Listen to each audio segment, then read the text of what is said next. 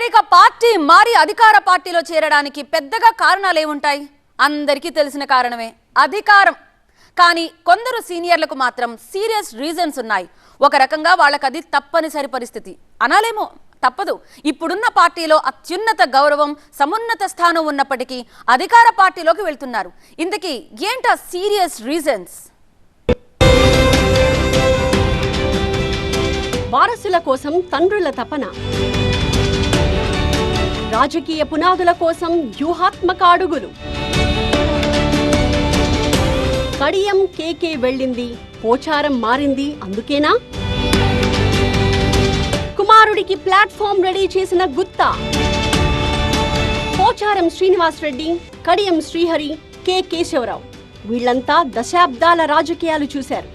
ఇప్పుడు తమ వారసులను ప్రొజెక్ట్ చేసుకోవాలనుకుంటున్నారు ఈ సీనియర్లు. పొలిటికల్ గా యాక్టివ్ గా ఉన్నప్పుడే వారసులకు సైతం గట్టి రాజకీయ పునాదులు తవ్వాలనుకుంటున్నారు. అందులో భాగంగా జరుగుతున్నవే ఈ పార్టీల మార్పులు.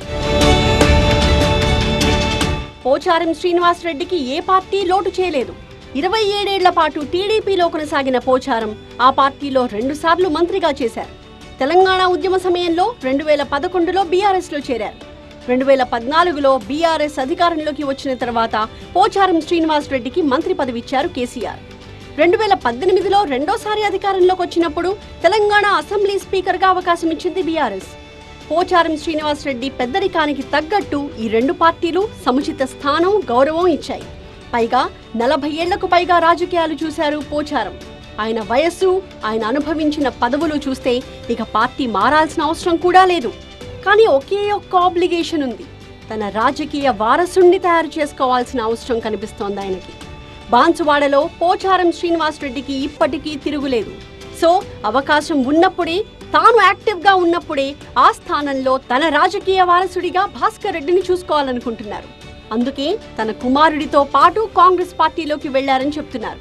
పుట్టుకతో రైతు కాబట్టి, వ్యవసాయంతో ఉన్నటువంటి కష్టసుఖాలు తెలుసు కాబట్టి, వారు చేసేటువంటి ప్రతి మంచి పనికి, రైతాంగానికి వారు చేస్తున్నటువంటి కార్యక్రమాలకు అండగా ఉండాలని, అండగా ఉండి రైతు సంక్షేమాన్ని కోరుకోవాలని, రైతులు బాగుపడాలని, రైతుల కష్టాలు తీరాలనే ఒక ఆకాంక్షతో నేను ఈరోజు వారి నాయకత్వంలో, రేవంత్ రెడ్డి గారి నాయకత్వంలో కాంగ్రెస్ పార్టీలో వచ్చాం.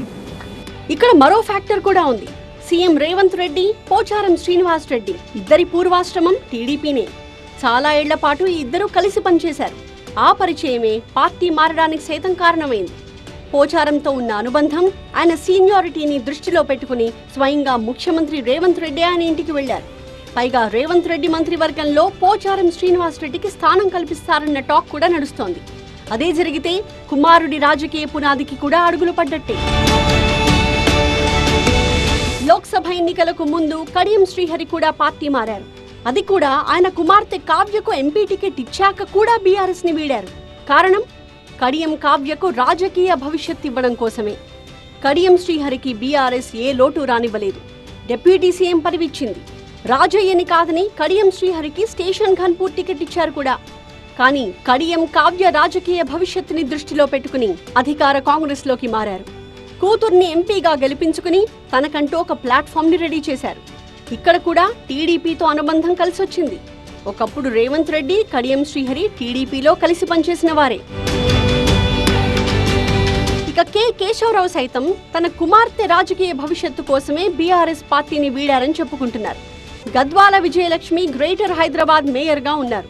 ఆ పదవిలో కొనసాగడానికి రాబోయే రోజుల్లో విజయలక్ష్మి రాజకీయ భవిష్యత్తుని ఆలోచించి ఈ నిర్ణయం తీసుకున్నారంటారు.